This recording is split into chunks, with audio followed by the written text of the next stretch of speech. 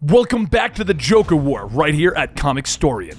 This is where we take some of your favorite comic books, we break them down into digestible bites, and I read them dramatically back to you. The Joker War is the current storyline in Batman, and basically, the Joker has defeated Batman, taken all of his money, and injected him with a fear toxin in which the currently dead Alfred Pennyworth is speaking to Batman in his mind. I will link you the last video down below, and I will link you the playlist if you just want to watch the entire thing. But let's go ahead and get into Batman number 97. Tricorner Yards, the docks of Gotham. Punchline looks at the shipment of yellow barrows with their toxic symbols and turns back to the broker. Is this everything I asked for? Every canister? The broker checks his manifest, telling her that they got everything. Even managed to purchase a ship to make sure it all got here on time. I freaking love being rich! She hisses with a wicked smile. She turns to the crew of clowns that have surrounded her, telling them to finish loading the canisters up and take them directly to Ace Chemicals. The boss wants the new formula cooking by the end of the day, she tells them. One of the clowns turns to her, asking sheepishly if they're going to have security. You're the security, she tells him simply. It's just, we gotta pass through the Narrows to get to Ace. Clowns don't do so hot in the Narrows right now, he explains quickly. Punchline moves forward, wrapping her arm around his throat, twisting behind him, the blade of her knife pushing against his throat. Talk fast, make me care. Fear fills his eyes as he tells her that there are 12 of their clowns that were killed in the Narrows last night. Bats don't kill, she tells him, narrowing her eyes. This wasn't the bat. This was something weirder, he explains. Last night, 2 of the clowns were trapped in their repurposed Batmobile. The accelerator was floored and nothing was happening. A voice calls out from the hood of that car. Hi. Yeah, so those controls don't work so well anymore. I wasn't sure if I could short circuit one of your fancy cars, but it looks like I just needed a transformer and a fire hydrant, the strange teenager tells them.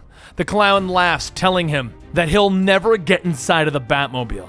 Well, I don't really care to get in. It's gonna be hot in there. I got my anti-clown toxin right here. I bought it down at the gas station, the teen tells them, beginning to pour gasoline into the crack on the windshield. The kid steps down, walking away as the clowns all begin to burn. I'm the clown hunter? Sorry, that sucks for you, I know. The clown finishes his story, telling them that the clown hunter killed the clowns. Punchline pulls him in close, telling him she doesn't care if he goes around the Narrows, but the canister will be delivered tonight. You need to decide who you're really afraid of, some kid or the guy who's about to kill the Batman, she tells him as she walks away. Meanwhile, elsewhere in Gotham City. You've never been one to look failure in the face, have you, bats? Joker asks as a reanimated corpse begins to surround the Dark Knight. The maniac laughs as Batman prepares for a fight, asking who he thinks is angrier. The older corpses or the newer ones since they were killed because Batman let me live for so long? I guess, you know what, it really doesn't matter. They're all angry, all disappointed. They all want you dead, Batman. Joker laughs on the radio. The corpses are launched into an attack, with Batman leaping over them trying to fight back. But the dead are everywhere, dragging him down, piling on top of him, holding him back. But the Joker, he keeps talking, telling Batman that he can't wait until the rest of the city shows up for the next showing of Zorro. How they'll learn the truth before they die and then become angry with Batman as well. Don't listen to him, Master Bruce. Keep your focus. The voice of Alfred tells him over the comms, and Batman throws another punch. I'm trying, Alfred. Punchline's toxin is too strong. It's twisting the reality around me. Batman snaps. The corpses begin to morph, shifting into Batman's perception, when suddenly he's surrounded by Jokers, just tons of Jokers, their lips twisted into smiles as they claw at him. Listen to my voice. Keep yourself grounded, Alfred tells him. You're not real either. Batman breathes. He knows he's losing his grip on reality. He knows that he needs to stop the Joker's voice. He pulls free a launcher, firing a batarang into the projector booth. The Joker keeps laughing, asking if Batman thinks any of the ones that might survive the movie will come back to get him. The Joker's corpses keep piling on as the batarang counts down until finally it explodes, cutting off the Joker's words. I said shut up! Batman screams as he throws the Joker corpses aside. The toxin is too much. He can't trust his eyes, so he rips off a piece of his cape, tying it around his head. I don't need them to fight. A good bat knows how to fight blind, he tells Alfred. Batman leaps into the battle, his punches connecting, lashing out with his kicks, throwing the undead left and right. But Alfred cuts back in, telling Batman that there are too many. He won't survive. I don't need to. I just need to get to the center of the battlefield, he tells the man, and as he raises an EMP emitter over his head, he uses it to short the nanomachines that are reanimating the dead. Alfred goes quiet with Batman struggling out of the theater, his breath labored as he pushes through the burning hallway. The metal door to the alleyway bangs open, revealing a ghostly scene to the dark night. Ah, Bruce, be careful. You'll put an eye out, Thomas tells his young son as he acts like Zorro. Thomas, are you sure this shortcut is safe? Martha asks, taking her husband's hand. No, turn back! Batman screams at his own origin, but his strength leaves him as he falls to the alleyway floor. Through the mists and the shadows, a figure is slowly approaching, and Harley Quinn sighs, lowering her weapon as she looks down at Batman. Oh, brother, here we go again. At his new penthouse, the Joker laughs as he drinks from his bottle of champagne. You know, I never thought I'd have a taste for the finer things, he tells her. They look down at the destruction in the city below them, and the woman tells him that Batman is still out there.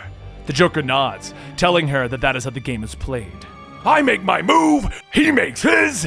It happens in turns. I was too hopeful that the delightful Toxin of yours would make a play right now. Punchline nods, telling the man about the kid known as the Clown Killer.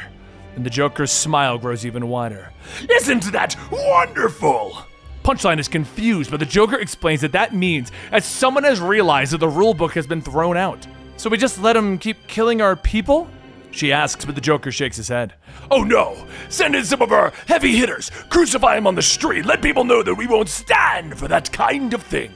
And then, I think it's time that I douse my former flame! About freaking time! Punchline gasps with joy. Batman begins to awaken on a bed of flowers with something licking his face, and he calls for Ace. Yes, it's me! Ace the Bat Hound!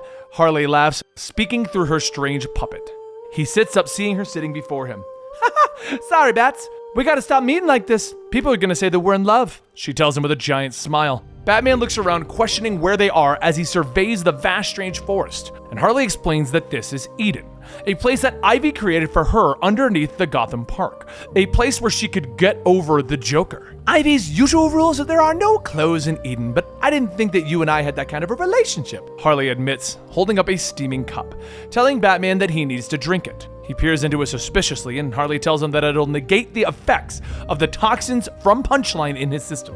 Flush out all those bad chemicals out of your system, she tells him. Batman finally swallows the liquid, and then he immediately gasps as he looks at Harley. The woman's head snaps and hangs there as she stares at him. Hey, nice! That means it's working! Now you'll be out for a few hours. You're gonna trip balls first, but it'll flush all that nasty stuff out of your system. See you in a bit, she tells him as she runs off. The garden disappears, and Batman is in darkness as bats are flapping all around him. This isn't real. This isn't real. When suddenly a voice speaks to him in the dark. I know, boy, but I'm very sorry, Master Bruce, but I think it's time we had a serious talk. The dead Alfred tells him as he turns him around. And that concludes Batman issue 97. Oh, did a lot of stuff happen in here. We got the Clown Killer, aka the Joker Hunter. We've got Batman finally getting over everything. He's gonna have a straight talk with Alfred. Joker finally is aware that Harley's out there and wants to kill her. What's next, guys? Well, if you want to know, go pick up this book yourself. Check your local comic book store. Hit that subscription button. Tell them that you want this. And while you're at it, if you want us to record it to you next week or 2 weeks when it comes out, hit that subscribe button, hit that like button, and I will see you next time.